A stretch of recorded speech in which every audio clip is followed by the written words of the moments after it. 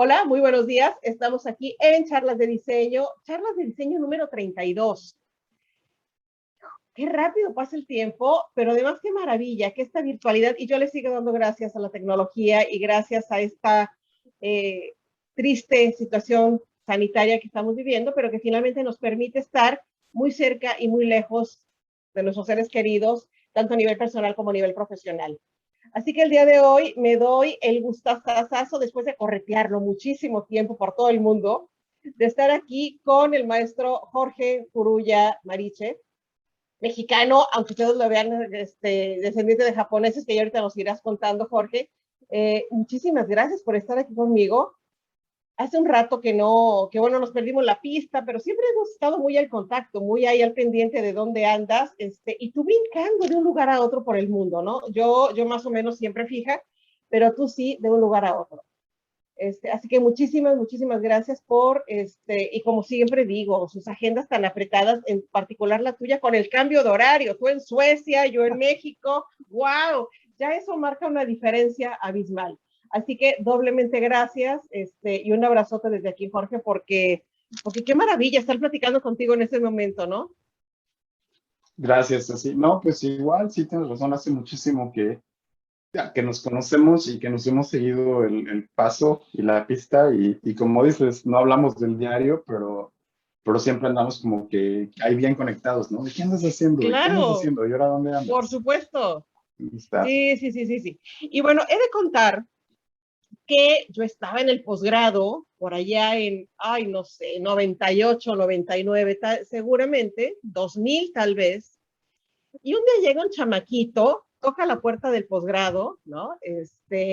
Para decir que era alumno de la licenciatura, ahí mismo de la UNAM, de Diseño Industrial, del CIDI, y que quería ver si podía hacer su servicio social con nosotros en el posgrado. Y dijimos, va, Jorge, aquí las puertas están abiertas y te llevo a conocer el laboratorio de ergonomía, ¿te acuerdas? Que estábamos instalándolo, que estaba casi Sí. nuevecito, todo el equipamiento, y empezaste a hacer el servicio social allá conmigo, Jorge. Y estuvimos mucho tiempo, terminaste el servicio, pero ahí seguíamos, me apoyaste en algunos proyectos a nivel de ergonomía laboral, haciendo análisis de puestos de trabajo. Y luego ya, en el 2004, yo dejo la UNAM, dejo el posgrado y tú continúas, terminas la licenciatura y lo demás es historia que nos tendrás que contar el día de hoy.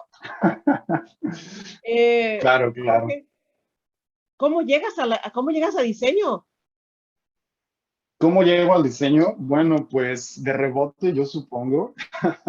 Eh, la verdad es que pues no hay diseñadores tal cual en mi familia. Todos son dentistas o ingenieros o doctores. Y más bien como que a lo mejor como la falta de supervisión de los papás, ¿no? Deja que la Familiar. imaginación de los, exacto, deja que la imaginación de los niños yo solo se libere. Y pues me empecé a enfocar mucho a dibujar, ¿no? A dibujar varias cosas. Entonces mi entrada al diseño fue un poquito así como nada más de la parte de dibujo. Mi abuelo del lado japonés era buenísimo para pintar con acuarelas y cuando yo tenía, no sé, 5 o 6 años, él me sacaba no sé si a lo mejor te acuerdas de esos, pero habíamos como, ¿cómo se llaman? Como unos portafolios de madera que Claro, sí. abrías y tenían las acuarelas ahí adentro y todo el kit. Los Entonces sacaba pinceles, la paleta, ¿no? exacto, exacto. Y pues ya se ponía a pintar, dibujaba mucho como cosas muy de ilustración, estilo japonés, así con empezó a hacer unas manchitas. Me gustaba mucho que hacía manchas que no tenían forma y de repente las empezaba a juntar y salían imágenes así de animales, ¿no? De un pollo, de un pollito, de una vaca, de cosas así, ¿no? Entonces a mí se me hacía bastante Oye, mágico. desde que veías dibujar a tu abuelo, simplemente con esas manchas, que en ese momento ya implica seguramente el que la curiosidad de Jorge era, ¿qué estará haciendo? Yo le veo cara de no sé qué, le veo figura de no sé cuánto, que ir a salir. Y era literalmente, me imagino, como ver que tu abuelo hacía magia. Sí, sí, sí, sí, absolutamente. De hecho, es como hasta el momento es uno de los estilos de arte y de expresión visual que más me fascinan, ¿no? Todas estas, o sea, hay muchos estilos, incluso hablando de dibujo, hay muchos estilos de dibujo, pero me fascina la gente que empieza a hacer manchas abstractas y de repente las empieza a conectar y con los diferentes colores surgen las sombras y el sentido de profundidad. Eso me encanta. Y yo creo que viene de ahí, ¿no? De ese Entonces, primer encuentro que fue como mágico. y ese primer encuentro que tiene que ver con la creatividad, evidentemente, con la espontaneidad, con la naturalidad y con el proceso natural de la fusión de los colores, porque me imagino que las manchas en la acuarela, lo sabemos, que cuando combinas una mancha con otra, pues se hacen combinaciones y efectos verdaderamente sorprendentes, ¿no? Exacto. Y yo creo que fue como un trampolín, como una cosa lleva a la otra. Y, y de repente, recuerdo, a lo mejor por azares del destino, pero me recuerdo estando en una tienda de esas que venden todo, de libros y cafés y donde te quedas para ver a la gente. Me recuerdo, creo que estaba yo en secundaria y me encontré un libro no sé, yo creo que lo conoces, el libro de Dick Powell, de dibujo para diseño industrial.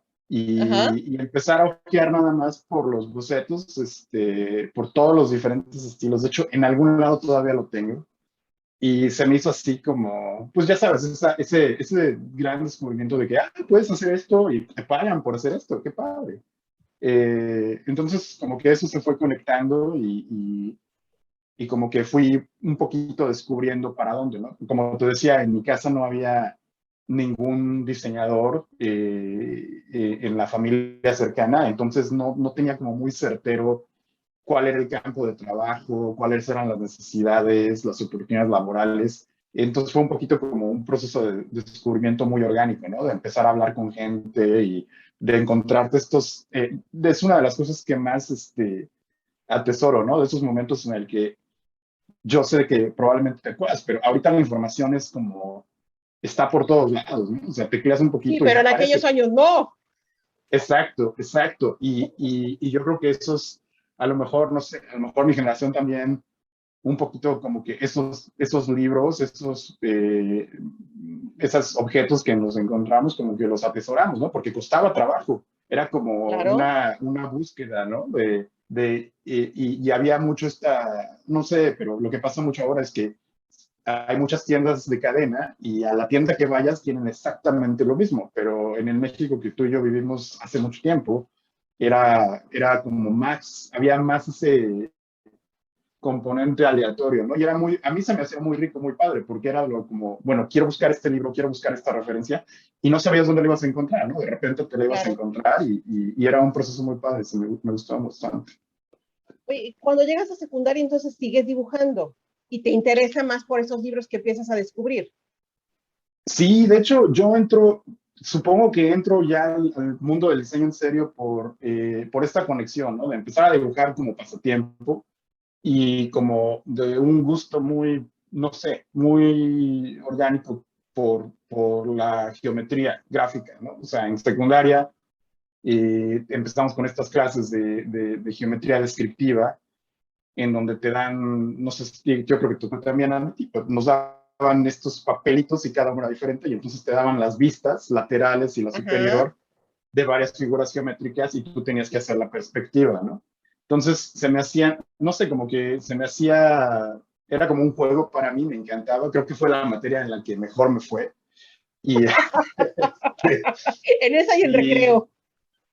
exacto, exacto. Y de ahí fui yendo, ¿no? Como algún comentario por ahí de empezar a diseñar, de que a lo mejor ese no era un área para mí, los amigos que empiezas a conocer ya en la prepa, ¿no? Que te hablan tuve, no sé por qué, pero acabé haciéndome de varios amigos como del lado más artístico, ¿no? Amigos que ahorita están en el campo del cine, de la música, Mira, y en estas épocas muy trabajaba, creativos bueno, o tus sea, cuates.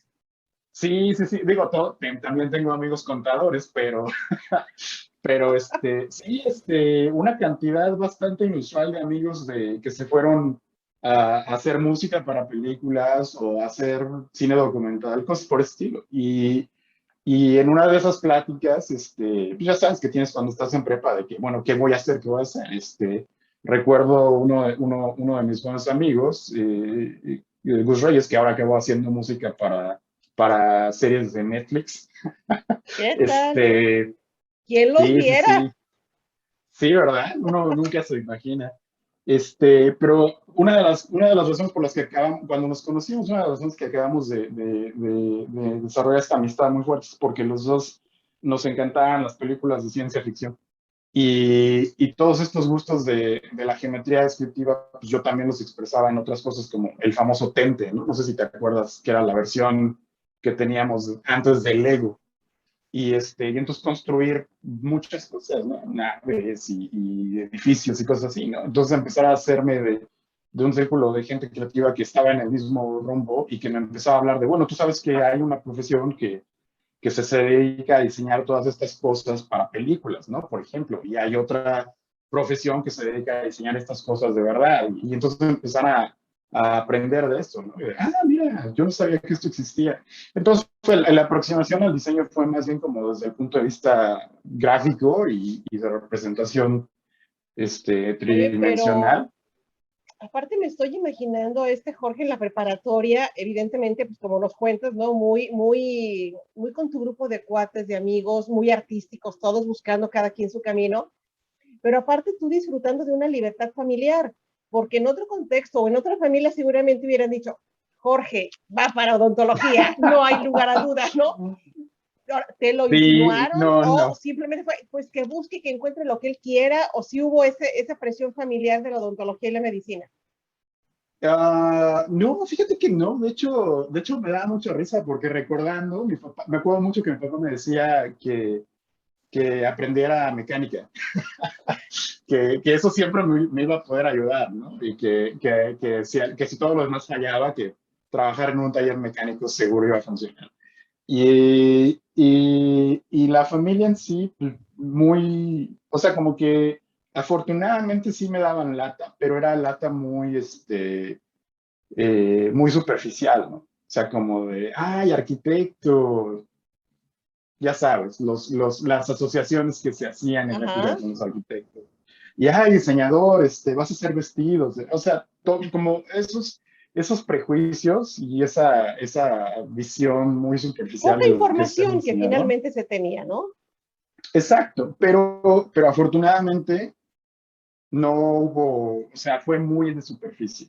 No, nunca hubo como presiones para que yo me fuera por un lado o por otro lado. Solo había, tal vez en ese sentido la familia un poquito tradicional era de que en esta casa todos tienen una licenciatura y tener algunos, bueno, en mi caso mi tío, el ingeniero, fue una figura muy, o es una figura muy importante para mí y era como el más demandante, ¿no? Y de Ingeniero una civil. manera muy cordial de decir, mira, es que la licenciatura no cuenta. Sí, ingeniero Ah, bueno, civil, y entonces estaba, era de tu hecho, una de primer, las cosas, una exacto, aproximación a la exacto, arquitectura. exacto, mi primera aproximación y también el ingeniero que también se llama como yo, se llama Jorge Furuya. Entonces había muchos problemas porque hablaban a la casa y siempre preguntaban por Jorge Furuya. Había tres en la casa, pero fíjate que el ingeniero tenía el hobby de hacer aviones a escala. Entonces, de ahí también fue otra cosa que me fue jalando, ¿no? De cómo se arman estas cosas, cómo se ensamblan, cómo se pintan, todo eso. Y él siempre fue muy, pues siempre ha sido como muy exigente, pero de una manera muy cariñosa, ¿no? De llegar y decir, ¿sabes qué? Es que está bien que hagas una licenciatura, pero ya no es suficiente. O sea, ya todo O el sea, mundo tiene ya una desde licenciatura. antes te empezó a insinuar que, qué bueno que vas a la licenciatura, qué bueno que tu arquitecto, yo ingeniero, vamos a hacer equipo, pero, oye, qué maravilla, Jorge, que finalmente empiezas a encontrar esos apoyos. Por un lado, los amigos, ¿no? Que te incitaban y te seguían moviendo en el ámbito del arte y la búsqueda. Por otro lado, el apoyo de este tío, de tu tocayo, ¿no? Que, que con Exacto. esa intención de hacer equipo te da ese primer empujón y entonces como que empiezas a estar con un buen soporte, pues, para tomar la decisión de entrar a la licenciatura. ¿Y Exacto. qué pasa cuando llegas? ahora sí es el momento de ir a elegir licenciatura, qué carrera, qué pasa ese día? Bueno, pues me entero, bueno, de hecho, antes de entrar a un drama, porque me entero que estando en la preparatoria, creo que estaba en primero o segundo año de preparatoria, me entero que bueno, mi familia son Pumas. Todos mis dos tíos, bueno, mi tía, mi tío, mi papá son Pumas, mi mamá es Puma. Entonces siempre había y se le tenía a la UNAM como en un altar, ¿no? O sea, de que es la ¿Eres mejor UNAM o UNAM? universidad. Claro. Exacto. Entonces, me entero de que para hacer la carrera de diseño industrial, bueno, me entero de que existe algo llamado diseño industrial, y me entero de que hay algo que se llama diseño gráfico, y me decanto más hacia el diseño industrial por todo lo que te platiqué, ¿no? Como este interés que tengo por lo tangible. Pero también me entero de que para estudiar eso necesitas ir en el área 4 de la preparatoria, que es, no, el área 1, que es el área de disciplinas físico-matemáticas, y yo soy pésimo para las matemáticas. Entonces, fue así como de, bueno, pues yo sé qué es lo que quiero, o sea, yo sé cuál es mi meta, estudiar diseño en la UNAM, y pues ni modo, ¿no? Va. Entonces, aventarse el año de preparatoria enfocado en físico-matemáticas y salir como en esas caricaturas, ¿no? Del correcaminos que se meten a donde están todos los cactus y salen todos espinados. Así salí yo. Pero Pero salí. saliste. Exacto. Y me aventé un par de años en arquitectura por lo del tronco común y porque, Claro. la verdad es que, o sea, tú tienes una idea de dónde quieres ir, pero cuando empiezas a experimentar otras cosas, de repente como que pues no te distraes, ¿no? Pero hay cosas que se te hacen interesantes también y quieres probarlas. Entonces me quedo 2 años en arquitectura y en algún momento me doy cuenta de que hay algo que no, o sea, se me hace interesante, apasionante, me encanta vivir los espacios, pero hay algo que me está faltando, ¿no? Que es como esta escala más personal de los objetos con los que te puedes relacionar. Interactuar, claro. Exacto. Y me voy a industrial y me va horrible. Bueno, no me va horrible, Por eso llegas pero a posgrado. exacto, por eso ya, pues ya. No, pues, o sea, como todo mundo, había materias que se me daban muy bien, todo lo que tenía que ver con representación visual y con historia, con teoría, pues se me da muy bien. Hay otras cosas que no se me dan tan bien y me dan lata, pero pues hay que lidiar con ellas, ¿no? Y fue en este proceso que pues conozco a varios profesores ahí, de los que de hecho todavía mantengo buena comunicación con varios de ellos, como contigo, pero como con Luis Equiwa, eh, con Julio César Margain, que de hecho, bueno, que falleció hace Se nos poco, acaba pero de ir, que claro. se nos acaba de ir, pero sí hay alguien que para mí es la definición de no sé, de generosidad, es Julio César Margain. A mí el Señor me cambió la vida, me abrió todas las puertas que me pudo abrir y de hecho tuve la fortuna de que nos echamos un par el año pasado, antes de la pandemia, tuve la oportunidad de escaparme a México y me fui a echar un cafecito con él y platicamos muy rico. Qué maravilla. Y nos echamos, sí, entonces la suerte estuvo de mi lado y lo pude disfrutar antes de que se nos adelantara. Oye, Y Jorge, también te toca, hay que decirlo que también te toca cuando llegas a posgrado, a tocar aquella puerta, todavía estaba el profesor Horacio Durán también ahí con nosotros en posgrado, exacto, ¿no? Como exacto. director, entonces también te toca echarte tus cafecitos con Horacio. No, de hecho, Horacio fue otra de las personas que abrió puertas, pero yo siento que también un gran tipo. En algún momento, al final de la carrera, me tomó como su asistente de turno para su clase y yo creo que esa mentalidad de abrir puertas y de dejar que la gente pruebe las cosas por sí mismos, bueno, yo lo aprendí de ellos y pues, lo trato de poner en práctica y mantener vivo en espíritu.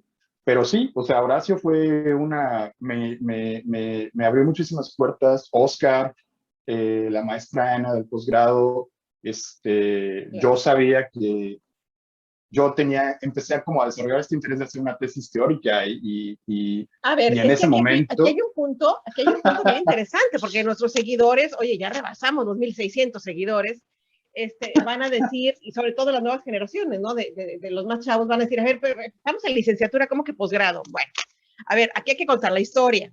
Tú estás en la licenciatura, como dices, las clases teóricas, las clases que van más en la reflexión, el análisis, todo esto, bueno, se te dan de manera maravillosa, las clases de representación, de dibujo, que también en ese momento, Jorge, te toca la transición entre la parte análoga y la parte digital, ¿no? O sea, sí, sí, todavía sí. apenas empezaron a llegar las computadoras y apenas estaba ese momento. Pero, en particular los talleres te ocasionaban urticaria. Sí, sí, sí. Bueno, eso es algo, yo salí defectuoso y tengo alergias a las alergias y pues los talleres de madera y de plásticos eran mi némesis. O sea, me pegaban muy duro, ¿no? Y, Mira, y, entonces, claro, bueno, es así que llegas, ¿no? Cuando en la licenciatura, pues ¿cómo que servicio social con ese chamaco si no lo podemos mandar a talleres porque se nos enferma? Entonces, vete a posgrado a ver qué haces. Por eso es que llegas a posgrado y vas, perdón, empatando tu licenciatura con ya ir a pelar el ojo a ver qué estaba pasando en posgrado. Pero tú ya tenías de manera natural esta tendencia hacia la parte teórica y hacia la investigación. ¿No? pues Y aparte, como dices, con las clases del doctor Margain, de las charlas con Horacio, de que luego eres asistente de Horacio, finalmente terminas de conformar toda esta parte de los sustentos teóricos, más que los prácticos metidos en los talleres y en laboratorios, lijando, limando y checando la pintura, pues, ¿no? sí, sí, no, y la verdad es que, o sea, fue una gran coincidencia, o sea, las clases de Oscar también. Oscar fue como el que me encaminó a decir, bueno, si no te gusta lo que estás haciendo en el espacio práctico, ¿por qué no vas a ver a la maestría? Está Ceci haciendo cosas muy interesantes, habla con ella. Y también, o sea, la realidad es que cuando yo estaba en la licenciatura, creo que había una mentalidad tal vez un poquito demasiado pragmática de vamos a preparar diseñadores que puedan trabajar en el espacio hiperlocal, ¿no? O sea, que puedan ir y hablar con el maestro de la esquina y decirle cómo doblar la lámina y hacer punto de venta y POP. Y la verdad es que a lo mejor como que regresando a donde yo estaba cuando me inicié con todo esto, pues eso no era lo que yo tenía en mente, ¿no? Yo quería, se me hacía como un poco hacia otro lado. Y cuando empecé a relacionarme más contigo y con la gente del posgrado, se empezaron a abrir todas estas puertas, todas estas cadenas de pensamiento súper interesantes para mí, ¿no? Bueno, la gente que está haciendo todas estas cosas interesantes en los libros de diseño, no solo está haciendo cosas bonitas, sino que hay un proceso de entendimiento de a quién se le está diseñando, quién es el usuario, quién es el cliente, y cuáles son las necesidades, ¿no? Y no sé si te acuerdas, Claro. pero el posgrado, cuando estábamos tú y yo ahí, organizó esta conferencia y Ah, trajimos sí, claro, gente por de varios supuesto. lados. Y me Sí. acuerdo mucho de que trajimos a una chica brasileña que nos vino a Ajá. presumir del escáner, ¿no? De este equipo de medición y me acuerdo que tú decías, no, pues es que sí existen estos escáneres, pero nosotros no tenemos, no nos alcanza ahorita por el momento. Y llega ella a presentar y dice, bueno, afortunadamente a nosotros sí nos alcanza y acabamos de poner unos. Claro. Uh, Oye, quiero ahorita hacer la reflexión también de que el que tú no estuvieras en esta parte práctica del diseño no era por falta de ganas, no era porque no se te antojara entrar a talleres y porque no quisieras, porque no disfrutaras y no entendieras el proceso de estar dándole forma a un objeto, sino era porque por cuestiones de salud no podías hacerlo como tal, ¿no? Pero, sí, no, entonces, en ese absolutamente. entendido, te permitió conocer todo el campo, o por lo menos, como dices ahorita, un panorama mucho más amplio. No quedarte en la parte práctica y en la parte de los talleres, sino que esto, vamos a llamarlo, este problemita de salud, hace que brinques y que empieces a conocer estos fundamentos teóricos y toda esta parte de sustento que en otros momentos en la licenciatura de manera habitual no se conoce, ¿no? Sí, exacto. O sea, creo que eso fue gran parte de, o sea, obviamente fue fundamental. Pues sí, fue, la verdad es que sí me dio mucha lata por algún tiempo, pero me abrió muchas puertas a conocer gente como tú, a conocer gente como Luis Arnal cuando estaba arrancando su proyecto.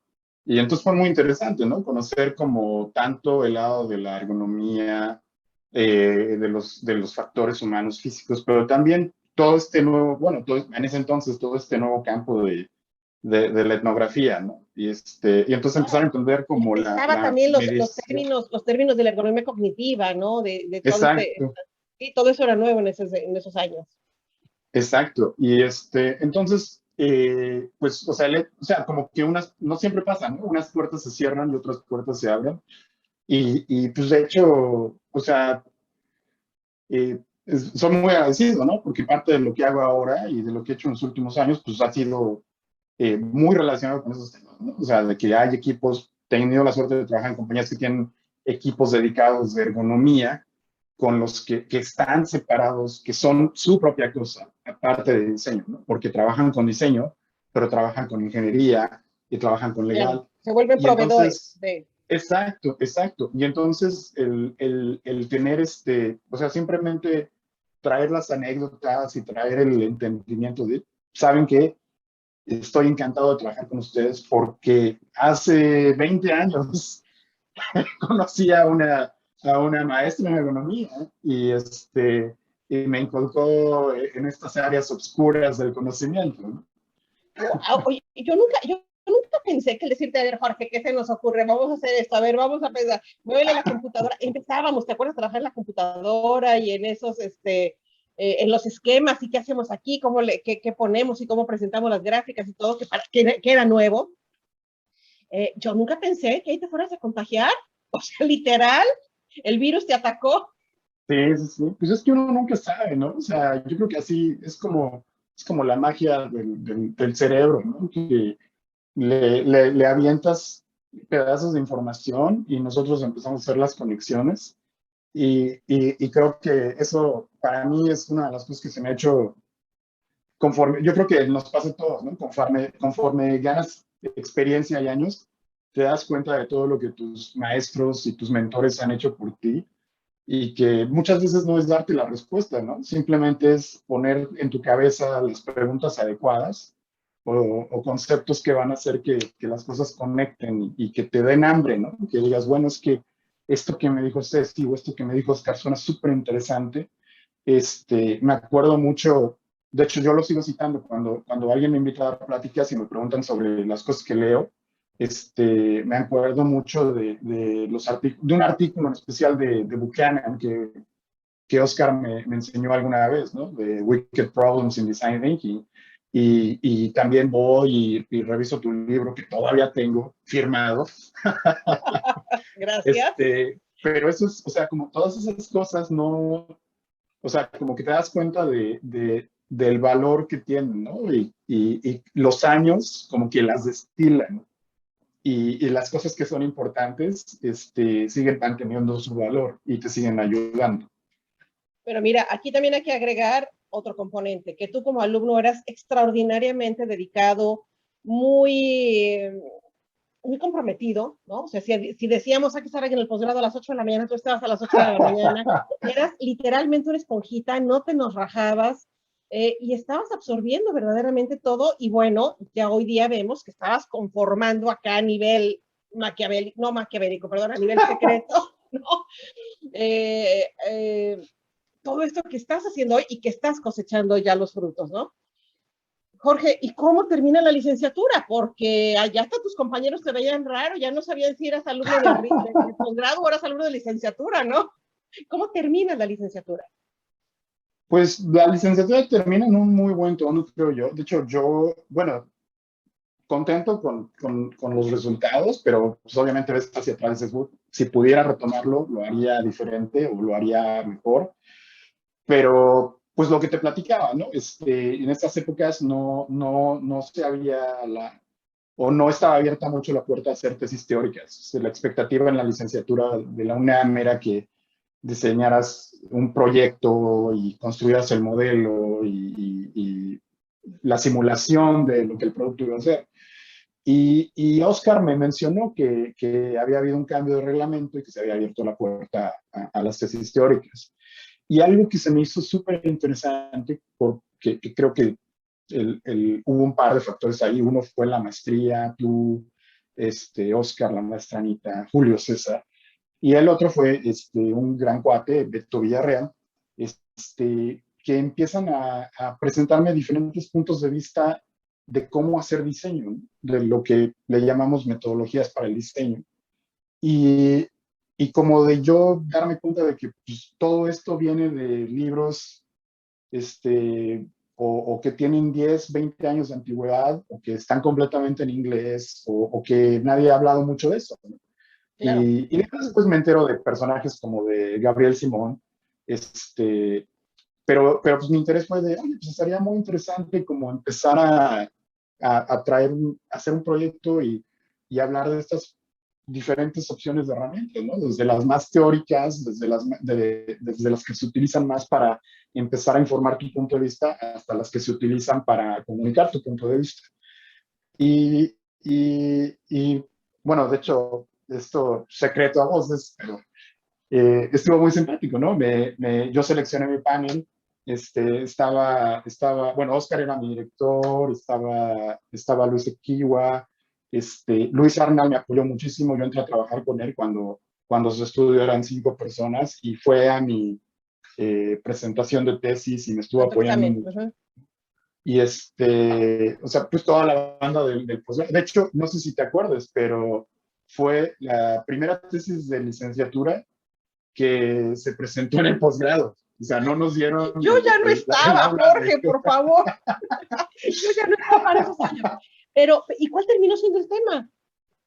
El tema fue metodologías para el diseño y la investigación. Y me enfoqué mucho ¡Wow! en separarlas en esas 3 áreas, en metodologías para, bueno, muy incipiente, porque obviamente era a nivel licenciatura, pero empezar a jalar un poquito de esa información de cómo capturar información de los usuarios, cómo trabajar con los usuarios en procesos Diseño creativos, como les participativo, mencioné. técnicas Exacto. etnográficas, ¿no? Exacto. Y ya después, pues, mi área como mi amor de la niñez, ¿no? Que es cómo expresar las ideas, ¿no? Y qué herramientas se pueden utilizar para expresar las ideas. Y lo que me da bueno, lo que te iba a platicar, este mismo es un platico que no recuerdo quién fue, pero alguien en la licenciatura me dijo, mira, se nos hace que tu panel de asesores es como, son puros cuates tuyos. Entonces te vamos a poner a uno que no sea tu cuate. Y me avientan a Julio César Margain. Y bueno, no quiero decir que le salió el tiro por la culata, pero acabó siendo más mi cuate. Tu Y cuate. y fascinado, ¿no? Julio César fascinado así con el. Bueno, ya ves, o sea, yo creo que es que era demasiado generoso, ¿no? Entonces, en cuanto Y le digo qué también, quiero y también hay hacer, que decirlo, mira, aquí hay que honor a quien honor merece. El doctor Julio César Margain, lo hemos comentado, bueno, pues fue el primer profesor de ergonomía que el profesor Horacio Durán invita cuando en el 69 se abre la escuela para que impartiera la clase de ergonomía. Evidentemente, entendía perfecto en dónde andabas, ¿no? sí, no, no. Entonces, bueno, pues esas cosas no se olvidan y bueno, pues la calidad de tu trabajo y sobre todo tu entusiasmo, ¿no? Yo creo que fue lo que terminó haciendo que dijera, mira, este chamaco sí lo voy a invitar a tomar un café. Sí, no, no, no, ya sabes, de verdad es que no hay palabras. Y cuando hablemos de cómo fue en la maestría, te puedo dar una anécdota A ver, pero buenísima no te me para adelantes, mostrar. no te me adelantes, porque quiero que me regales un segundo bloque para que me cuentes qué pasa con la maestría. Entonces, finalmente, la licenciatura termina, tu examen de grado de licenciatura es en las instalaciones del posgrado, ¿no? Y todo el Sí, mundo ha dicho, claro, es que tiene muchos cuates, movió exacto, sus exacto. influencias. Mover mis influencias. Pero sí, afortunadamente muy bien, y muy, muy útil para donde yo estaba profesionalmente, porque durante el último año de la licenciatura, estuve haciendo no solo mi servicio social, sino la práctica profesional. Y la primera mitad de la práctica profesional, de hecho, la hice con Oscar en su estudio. En Milenio 3, sí se Milenio llamaba 3, y que Milenio era un 3, despacho sí, gigantesco, ¿no? cuando estaba en San Ángel, en este teatro Sí, sí, súper sí, bonito. en ese edificio que había sido un cine, un teatro, claro. Exacto.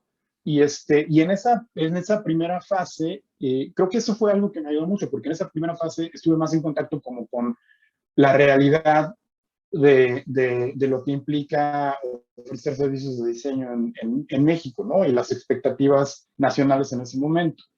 Y Oscar, igual, siendo una persona súper generosa, me dice, mira, ¿por qué no haces esto? Haz la mitad de tu práctica profesional con nosotros y luego está este cuate que se llama Luis Arnal, que está dándole duro a metodologías de la investigación, viene esto con lo de la etnografía, de la ergonomía cognitiva. Entonces, habla con él y si te late, pues va a ser la segunda parte de tu práctica con él. ¿Qué te parece Y yo creo que eso entonces? fue mucha influencia, Claro, ¿qué te ¿sí? parece entonces, Jorge, si me regalas otra charla y empezamos con el cierre, el término de la licenciatura y cómo empiezas justamente a empatar estas dos visiones?